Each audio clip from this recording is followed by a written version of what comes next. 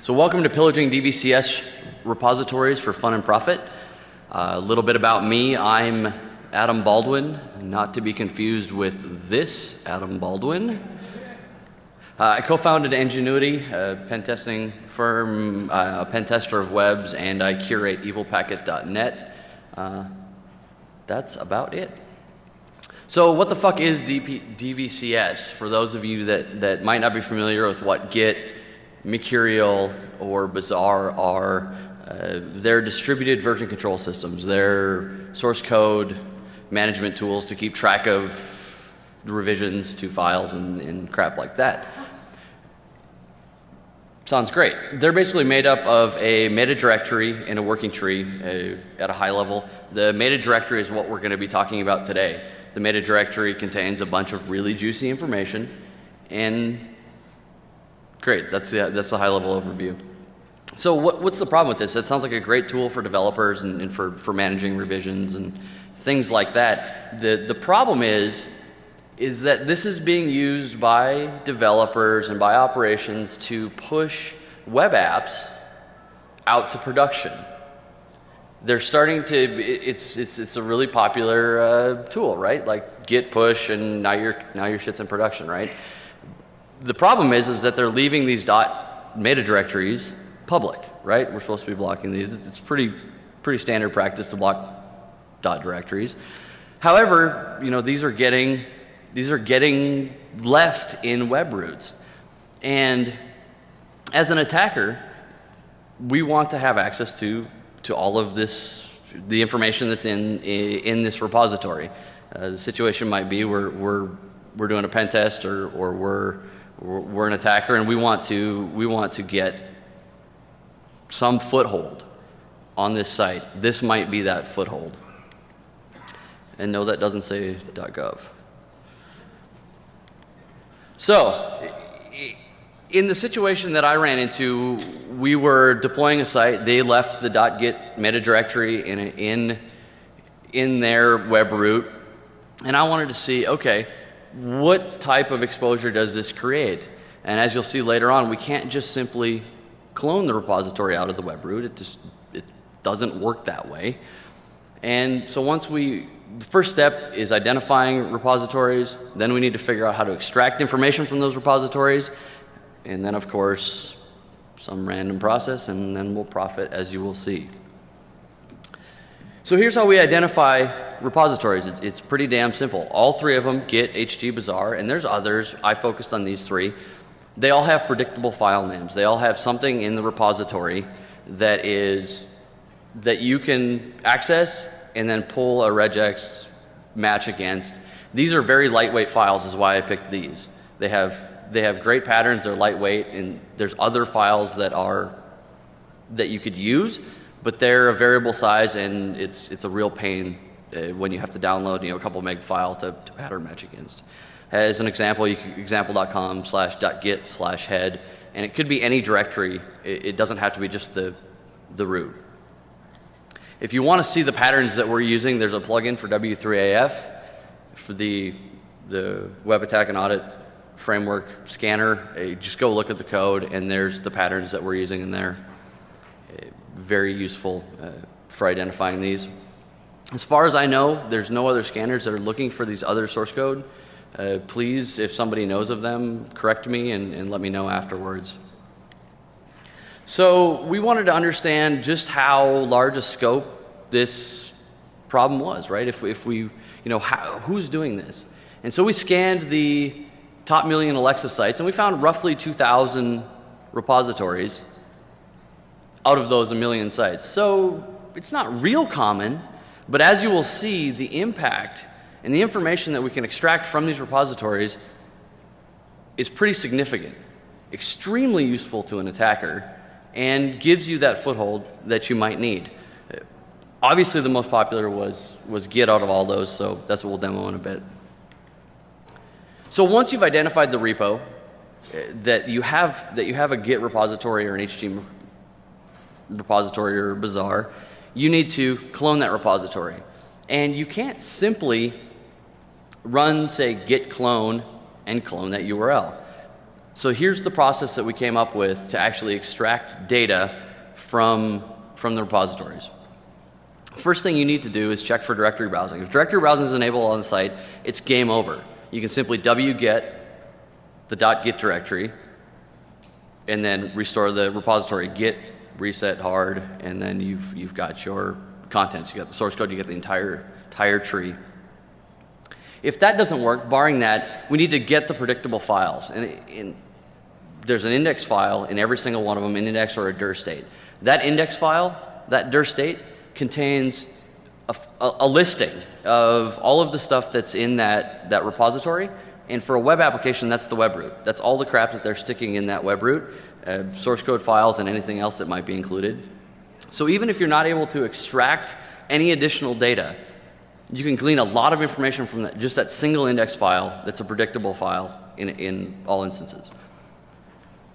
After we get that index and we parse that index, we need to download references that index points to, and then we can try to restore the repository after that. In some instances, that's not 100% possible because of how the repositories store data, but you're going to get enough information. So pillaging. Once we have our information, what kinds of things are we looking for? What are we going to find? Well, easy enough, we're going to find platform details. We're going to find if there's backup files, if there's SQL dumps in there, if there's source code. It's a web app, right? That's what it's going to be. Credentials, certs, API keys, just to get you started thinking. Out of those top million sites, here's the kind of stuff that we found. And I'm not going to go through all of them, but some of the more interesting ones, SQL dumps of entire databases, HT passwords, Excel documents, mail spools. You're kind of getting the picture of stuff that we're going to find. And basically, these repositories shouldn't have this stuff checked into them. That's one of the core problems. Not that they just left that the meta directory is hanging out in the web root, but that the developers are checking this crap in, right? They're not being audited. No one's giving a flying fuck what they put into the repository. And even if they did and they go, oh, I shouldn't have put that in there, they just remove it. And they forget about this old revision that's hanging out in the tree. And so if you can find stuff that's not just in the current revision. If you look a few back, you're going to find some really juicy stuff potentially just by looking at the logs. So here's the epic fail montage. They remember, pillage, then burn. Just some of the really, really fun stuff that we found.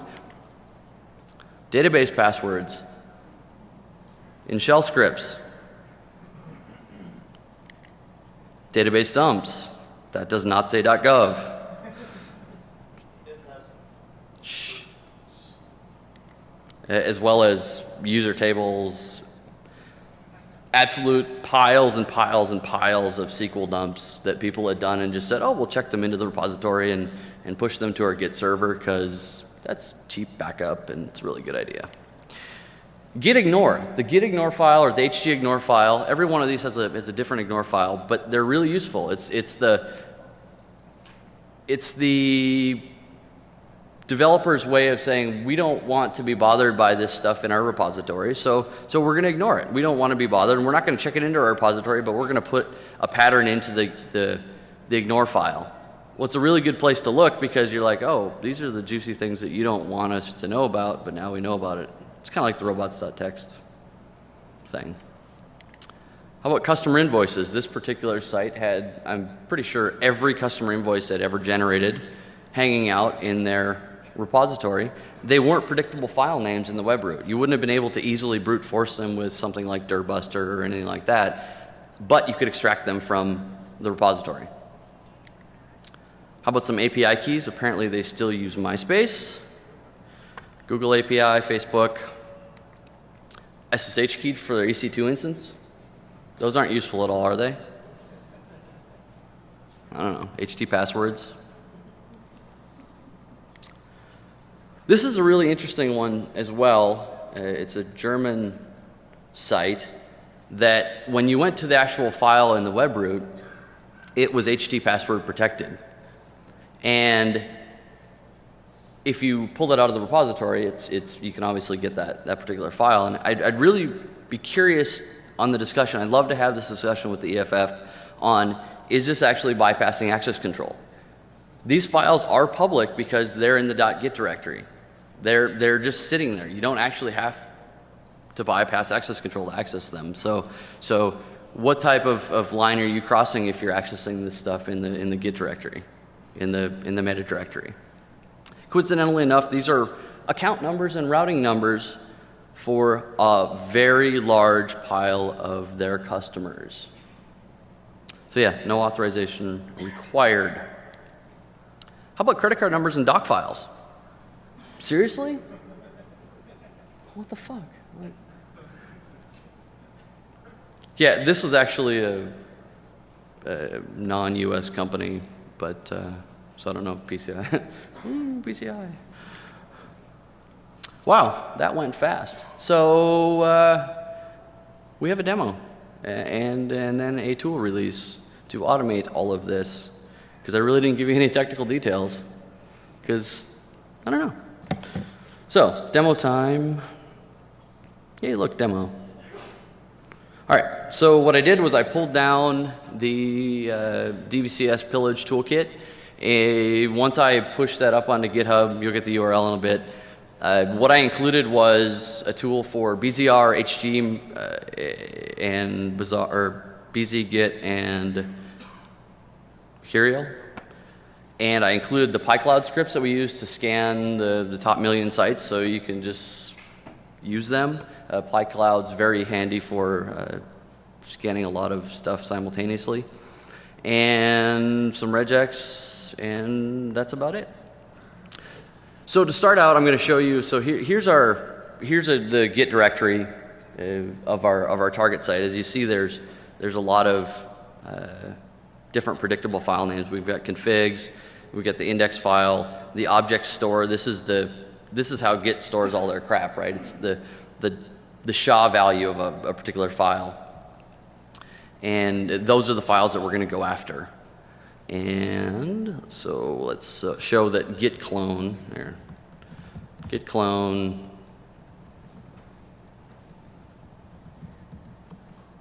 Yeah, it doesn't work. Same thing with BZ and HG. It's not going to work. If we run the particular tool, git pillage. What it does is it pulls down the index file, parses it, and lets you know, hey, you're about to make 1,900 requests. Depending on the site and depending on what they check in, this could take a really, really, really long time. Some sites had 20, 30,000 objects in their data store. For those situations, don't download it. Figure out what you might want to go after. Just hit no, look in the index file yourself, and then look to see what juicy information you might want. They might not have anything that you actually want to download. So in our case, we're going to hit yes.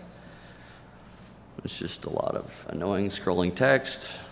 It's basically telling you all the objects that it's going to get, and it's pulling down those references. Anybody uses the tool, if you get 404s, that's normal. Git doesn't let you get some of them just based on how it works. After it downloads those references, it tries to check out each file to restore it into your working directory.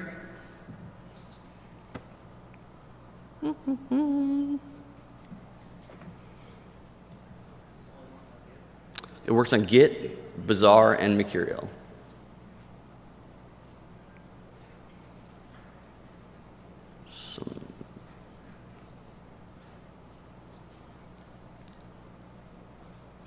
All right, so it's kind of hard to see because the large font.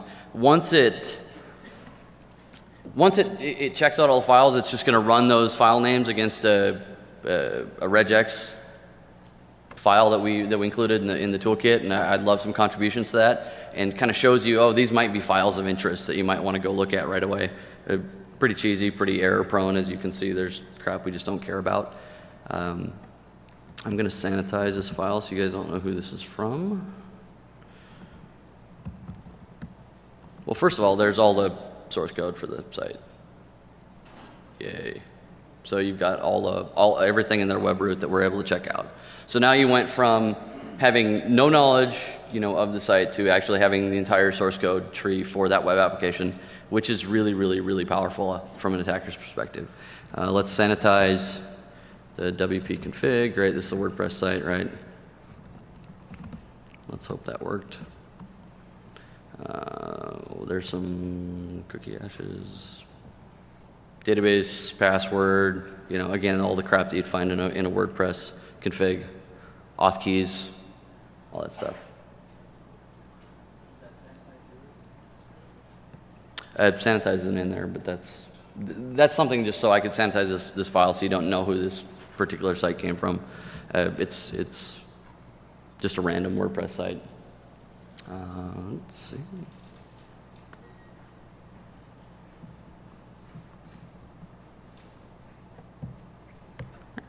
Meow. So that's pretty much it. That's the tool. You can get the tool at the GitHub repository there. And I will be putting that up after the talk. I forgot to set it public before I got up here. Please fork and contribute. There's lots of bugs. There's stuff that it could use feature-wise. It could use some love. Please contribute. Questions and answers in the QA room. That's it.